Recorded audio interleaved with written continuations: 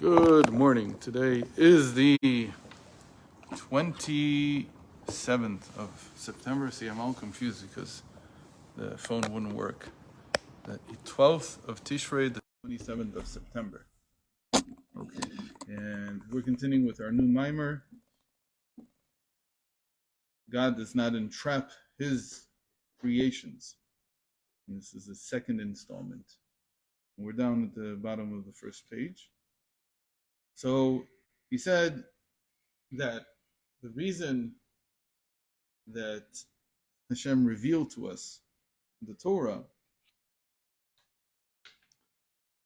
and mitzvos, that the way that he entrusted us with his service, is not because of our intellectual soul, and it's because this is equal by non-Jews also.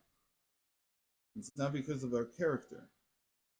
Rather, what is it? Hashem loves us. It's because ki atem hame'at hamura mikol ha'amim. So this the little bit that is elevated. There's a small portion that's elevated higher than all the nations, and this is ma sheyesh b'chem ma shelo yesh b'chol ha'amim v'akoch d'mesirut nefesh. This power of self-sacrifice. He says you have this, and the other nations lack it. And what does it mean that they lack it? Maybe that's why all the other nations disappeared from the earth. Maybe you need self-sacrifice in order to survive. Okay. So you could use self-sacrifice to survive, and maybe survival could be a fringe benefit of having self-sacrifice for what you believe in. That the survival is not the goal. That's not why Jews do what they do. But once they do it, one of the things that happens is that you're also able to survive. In any case, it's koach hamesirut nefesh. It's a power of self-sacrifice. V'hu inyan habitul haratzon shelemala mitam v'da'at. And he's telling us this has two things. You reach it through self-nullification, and what you reach is the will that is higher than rational reason. And so we said this yesterday, that there's 6 levels that are usually discussed in a mimer like this. So there's the 3 garments, machshava, dibur, maaseh, thought, speech, and action. There's the 2 inner forces, inner faculties, the intellect and the character, the emotions. And then above them is the super-rational crown, which the first level of, and I said that usually in a mimer like this, we'll only use the first level of it called will. What's on? He says the will is higher. It's higher than everything that we've been talking about, and that's where the self-sacrifice is. This needs to be explained, but we'll explain as we go on. This is what's called the spark of the singular one. And now we understand why it's called a me'at, why it's called something small. Because it's like a small spark. Small here doesn't mean that, small here doesn't mean quantity. It's talking about that it's qualitatively a small part, as it were, of godliness.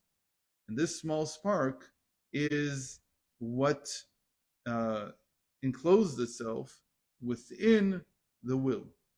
So it's like a little tiny bit of something like that. Right. But here it would be like a tiny bit of sugar that causes everything else to move. And it's not just that it sweetens it. Like there's no sense of connection to God without this part. And we talked about this yesterday, I think, this idea that the Rebbe changed the focus of Chabad from the Chochmah, the way it was by the Alter Rebbe. It was a very intellectual Chasidus. There's hardly anybody intellectual in Chabad. Very seldom do you find anyone who is versed in Chasidus, because most of the Shulchan don't. That's not what they do. What they do is they congregate and create communities. Yeah, but they're not shulchan. That's the whole point. That the Rebbe didn't put the stress in the Rosh Yeshivas. He put the stress in the shulchan. So there was a change to go to the self-sacrifice, to go to the keter, which is beyond the wisdom, beyond the chokhmah. In any case, this is what he's saying here. That here already 2 generations earlier, he's saying that this is the essence of what it means that, or the reason for which God gave us the Torah. And this is called the lower aspect of the Creator. The Arizal says that the crown is divided into 2 parts, Atik and Arich in the language of Kabbalah, or Ta'anug and Ratzon in the language of Chasidus. The Atik is considered to be Nitzotz Boreh. It's considered to be a spark of the Creator. And Arich, the Ratzon, the will here, Shenasa Nivra, that became a creation. Okay? That became a creation. That's what he's saying here. This is the lowest aspect that you can still call the Creator. No, it's not even. It could be even that it's higher than Atzilus. It's like the crown of Atzilus. And it's like touching upon Ak, touching upon even higher than that. It could be the Malchus of Ak. I don't know how to say it technically. I don't know enough. That's why we say, the sages say, that the patriarchs are like God's chariot. Because they were completely committed 100% of the time to serving God. How can that be? How can a person be like that? Because he completely nullifies himself. He becomes a complete self-sacrifice. He has nothing else in his life except for serving God. So that's, they discovered this spark inside of them. And when they discovered this spark, they could become the chariot. The chariot has to be 100% of the time ready to go, ready to serve the rider, the one who's riding inside. It has to be ready at any moment. That can only be theoretically in a mechanical object, in some inanimate object. To put it in a person, to have a person be like that, like you felt about the Rebbe, that he's 100% of the time he's committed to his task. He's never like, I'm sorry, I'm on vacation now. Don't call between 2 and 4 in the morning. There's no such thing. Somehow he's all the time committed to the task. He's always on duty. He's never any other way. It says that comes from the spark of self-sacrifice. That's what the patriarchs had. And as it says in Eitz Chaim, one of the last gates there, one of the last, I think it's 48. Sorry. Which deals with the 4 worlds. And it's very interesting, this gate, because it's where he suddenly, he almost takes something that he didn't do the whole Eitz Chaim, and he begins to apply everything he learned about the 4 worlds to different things in the actual physical world. It's a very enlightening gate. When you finally reach it at the end of Eitz Chaim, it's like, oh, I didn't know there was application to this. I thought you were just talking theoretically the whole time. But it's actual application.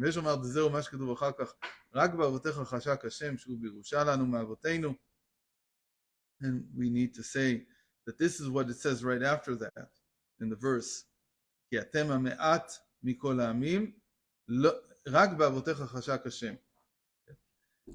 God sought your patriarchs, not you.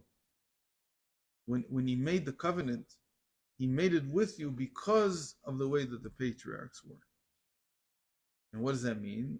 That they innovated this thing called self-sacrifice, and we inherited it. We didn't have to invent it anew. We don't have to make anything anew. We just have it because the patriarchs brought it down.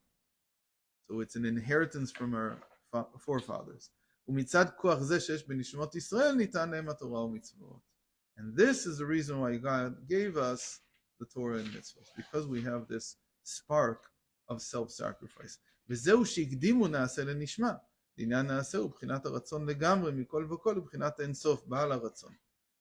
that is why they were able, it says that somebody revealed to them the secret of Naaseh v'nishma. First we will do, meaning I'm committed. I'm so committed that I jump into the water first. Then I check if there's. I jump into the pool. Then I check whether there's water in it. And first, Naaseh, we will do, and then we'll listen. And then we'll hear the reasons. Why? Because we're doing it out of self-sacrifice. We're not doing it because it makes sense or not. And he's going to build on this as we go on, because this is going to be his topic. And this is called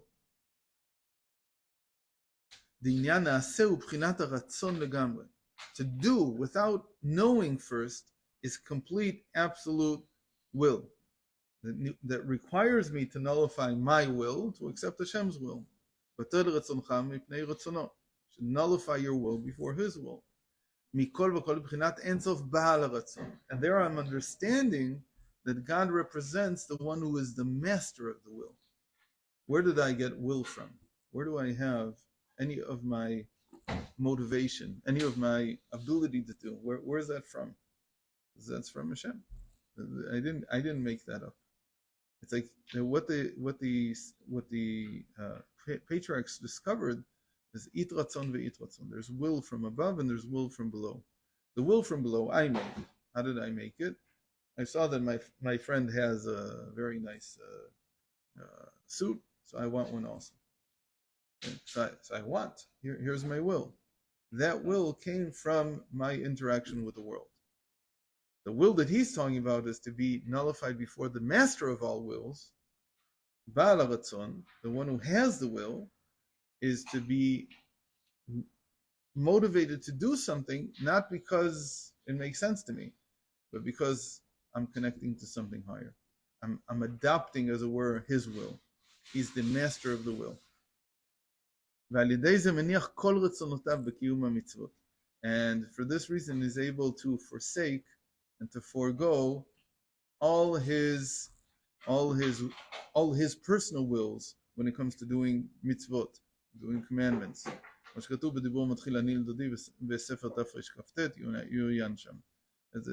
a mimer from his father in Tafresh Kaftes. His father's yortzeit is tomorrow, right? Tomorrow, Yud Gimel is the yortzeit. Now we're coming to something new. He says, from time to time in history, as history progresses, keeping Torah and mitzvot becomes more and more difficult. I don't know what the bit here is. I'm guessing that I don't know what it is. Because you can bizman Moshe Rabbeinu alav hashalom. I don't know. Bizman I'm guessing it's Zman HaAvot somehow, or maybe Zman HaGalut, maybe during the time of the exile, maybe during the time of the patriarchs, and all the more so in the time of Moshe, Lo haya kashe kol kach lekayem, means Bizman HaBayit, during the times of the temple. We need to talk about this. I had a lot of insights about this on Yom Kippur. When we say, most of our davening on Yom Kippur is reveal yourself. That's what we say. Ubchen ten kavod Hashem lamcha. Ubchen, can't remember the exact word, but imatcha l'kol ma'asecha. What do we say? Ubchen. And so you should place your fear over all your creation, over everything you created. What do we mean? We mean that a person should be aware of God the way he is aware of the fact that he shouldn't murder. It should be that natural. Obviously, there are people who are not aware of that, but in principle, everybody knows that this is something. Somehow, people know how to act. Sometimes they don't, but in general, people know how to act. Why? Because there's a certain spirit in the world at every moment. And the spirit sort of tells you this is right or this is wrong. You can do this, you can't do that. People don't, normal people, they don't walk into someone's home and sit down on their couch and tell them, bring me something to drink. Right? Most people won't do that. Why? You don't know very many people. You don't know. You don't know people that do that. Why don't people do that? Because there's something wrong with it. They have busha. Right. Again, when you say the busha here, the embarrassment is I wouldn't fit in. There'd be something wrong with me. And somehow we know there's a Zeitgeist, there's a feeling in the world that certain things are okay and certain things are not. It's just, even when you go to a different country, you very quickly feel the atmosphere. And you see, oh, here like an Israeli driver who suddenly shows up in Europe, not even saying America. You show up in Europe. So it'll take you like a day, but then you'll realize, wait a minute, nobody here is honking, and nobody here is hurrying up. They're not cutting each other. What's going on? And so you start to calm down, because here, when you get into the car, you're like on a battlefield. You have to cut. You have to honk. You have to. It's like that's the way it is. That's the atmosphere here. And you feel it. You feel it from other people's behavior. But even without anyone's behavior, you already feel it. And the same thing is with God. The same thing. When we say, Hashem, put your fear on all your creations, what we mean is not that Hashem will suddenly, it'll be scary to look at a table because the table is going to eat me up or something. No, we mean that there will be an undercurrent, a feeling that you can't run away from, that not to serve God is wrong. There's something wrong with that.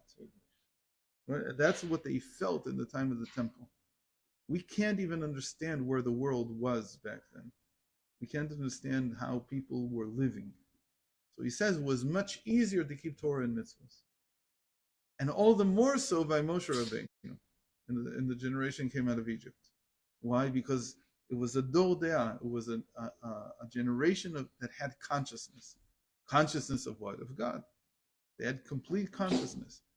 Again, it doesn't mean that God showed up as a little old man somewhere. It's not what they felt. What they felt was, like the sages tried to explain it, they felt this overriding feeling that now he feels like an old man. Not that that's what you see. It's what you feel. It's what you experience. It's like a background atmosphere to everything that you're going through in life. And later they felt that he was like a warrior. But they felt it. They didn't see it, obviously. So when we say that, what we're saying is we want there to be consciousness of God. So he says it used to be much easier to keep Torah and mitzvahs because of that. Because people had consciousness of God. Now it's almost completely gone. That's what it means. Remember, we just went this in Reb Hill. And I will conceal my face. And concealment within a concealment. What does it mean? That there's no sense of it. If you're able to create that in yourself, it's very private. Nobody else is able to feel the same thing. It's something that you create individually. Continue tomorrow.